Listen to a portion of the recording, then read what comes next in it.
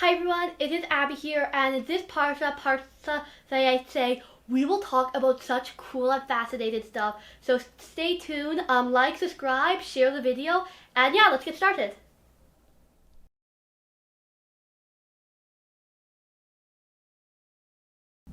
Hello, my name is Amalya. I'll be talking about Parsha Vayetze. Yaakov leaves his home in Beersheba and travels to Haran. He leaves because Esau is angry at him, but also he leaves because his parents wanted to build a future away from Esau and find the right path in life. On the way, Yaakov stops to rest, and he dreams about a ladder reaching from the earth up to the heavens, with angels going up and down. This dream shows him that Hashem is still with him, even when he is alone and unsure about what will happen next. When Yaakov arrives in Haran, he works for Lavan, who is not the easiest person to deal with. Even though things are unfair, Yaakov stays honest, patient, and hardworking. Eventually, he builds a family, becomes strong, and learns who he truly is. One of the main messages of the Parsha is that growth happens when we face challenges with faith and effort. Yaakov didn't become great in the moments that were easy. He became great when things were confusing, stressful, and unfair. But he stayed focused on doing the right thing. All of us go through moments when we feel unsure, starting a new class, trying something out, going out for a team, or dealing with hard relationships. Sometimes it feels like we're leaving our comfort zone, just like Yaakov did. This Parsha reminds us that even when we are feeling those difficult, uncomfortable things, Hashem is with us. And those moments help us become stronger and more confident. We grow most when we keep trying, making mistakes, being honest, and not giving up. For an activity, I want you to grab a piece of paper or a sticky note and write down one thing you want to improve. It can be a meetup, schoolwork, something personal, anything. On another sticky note, write one step that you can improve in that area, something small and realistic. Put all the steps together on a board in the shape of a ladder.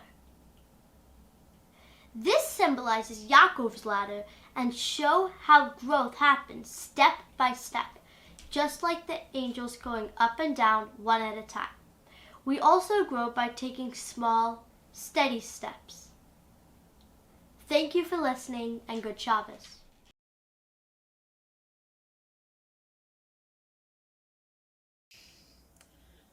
Hello, and in this week's Parsha, it gives us a chance to see one of the most dramatic and puzzling scenes in the Torah.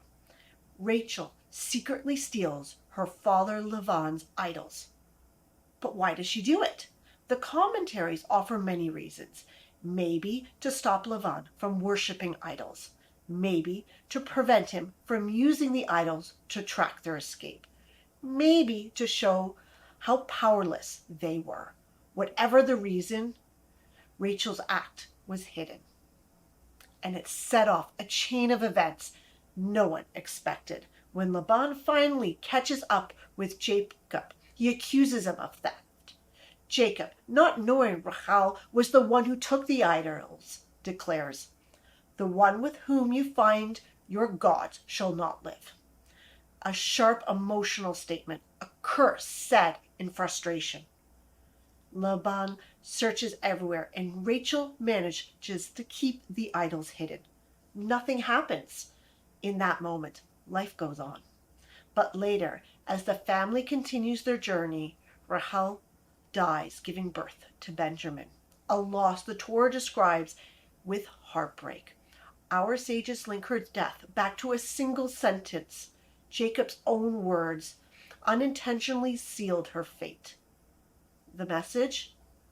Our words have weight.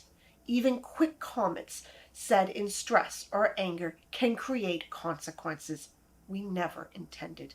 Speech isn't just sound. It shapes relationships, moods, even reality itself. Rachel's story reminds us, before we speak, especially in heated moments, pause. Ask yourself, Is this something I want to live in the world? Because once a word is released, it does things, sometimes far more than we realize. This week, before you respond, be mindful. Take a breath.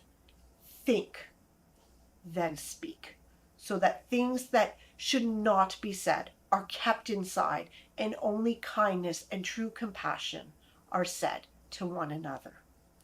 Thank you, and have a great Shabbos.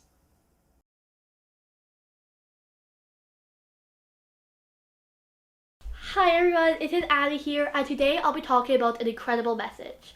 So, in this week's Parsha, we get the scene of Rachel and Leah right before the wedding, and Rachel tells Leah the codes that she's to tell Yaakov so she won't get embarrassed. And this is so powerful. Like, she loved Yaakov, she wanted to marry Yaakov, and she decided not to embarrass her sister. Let her sister go to Yaakov, get married, and at the time, even though they ended up married, she had no clue. So what could we learn from this? We should learn to never embarrass someone, even if it hurts us. Getting embarrassed feels like a stab in the heart. It's a horrible, disgusting feeling, and that is something we personally don't like feeling, and we should never make others feel. And Rachel knew this, and Rachel showed us great, just pure holiness when she did this. And there is this midrash that I learned. Basically, at the time that Israel was going to be destroyed, the Jewish people were going to be destroyed. Everyone, Abraham, Yitzhak, Yaakov, Sarah, everyone but Rachel went up to God, begging them not to destroy the Jewish people. And then Rachel went up. And Rachel looked at Hashem and said, listen, I'm in Shemayim, I'm with you right now. You remember what I did for my sister? Use that and don't kill my people. And God spared us. And this shows us just how holy her action was. We should never try to embarrass. I hope you have a great week, and see you next week. Bye!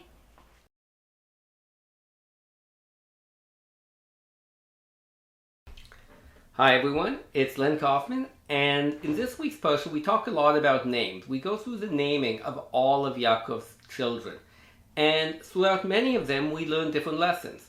There's a really interesting one from the name Asher, and the pasuk says, and Leah said, "Happy am I, for the daughters will call me blessed," or happy, and she called his name Asher, which means happiness.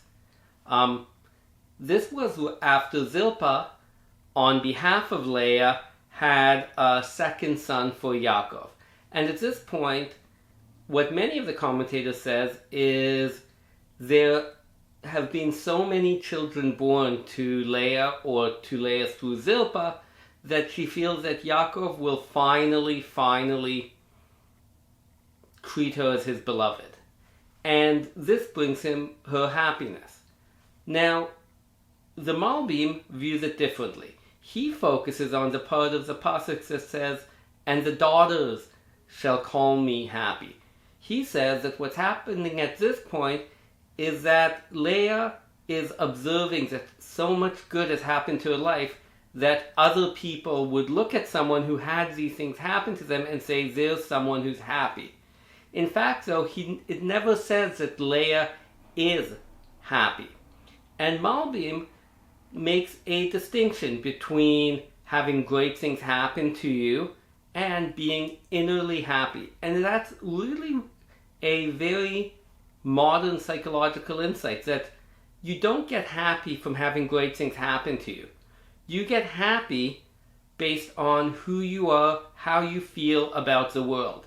Leah was observing that she should feel happy. She should, given everything that happened to her, be rejoicing. But at some inner level, she wasn't. Again, trying to teach us that happiness comes from inside and from who you are. So this week, try and look at the world and try and get happiness not based on what happens to you, just based on yourself and how you view things. Thank you.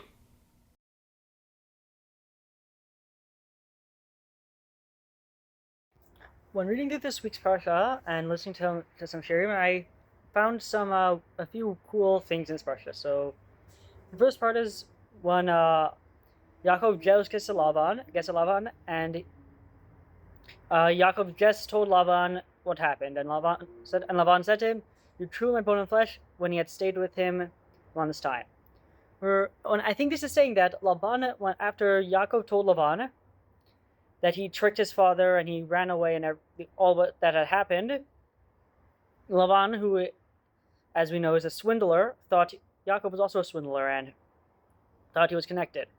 They had a connection. So after the 20 years of Yaakov working for Lavan, he decides that this isn't a good place to grow up kids, and he wants to go back to his father and everything. So he, his wife, and his wives, and his kids leave. And they leave without telling Lavan. They take Yaakov takes the cattle that he's supposed to take, and Lavan chases him and everything. And then they have a conversation.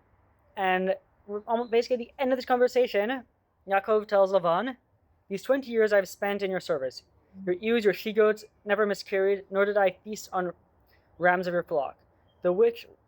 That which was torn by beasts I never brought to you. I myself made good the loss. You exact to me which snatched by day or snatched by night.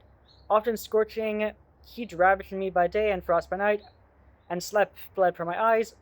Of the 20 years that I spent in your household, I served you 14 years for your 2 daughters, and 6 years for the flocks, and changed my wages many times." So from what I understand from this, is that Yaakov was trying to show Lavan that, yeah, you thought I was a swindler, and you thought I was trying to trick you out of all your stuff. He's showing Lavan that he was actually an honest worker, and when he was running away, he never was swindled him. He followed exactly what he was supposed to do. So even though sometimes Yaakov may look like he swindled, and Lavan thought he was a swindler, that he wasn't. He wasn't actually, and I think this is something that you should take people into the benefit of the doubt. Sometimes, from what you've seen them do, it might not always be what they do, and they might seem like a bad person, and they might seem that they did something wrong, but they could actually be a great person. Thank you, and Shabbat Shalom.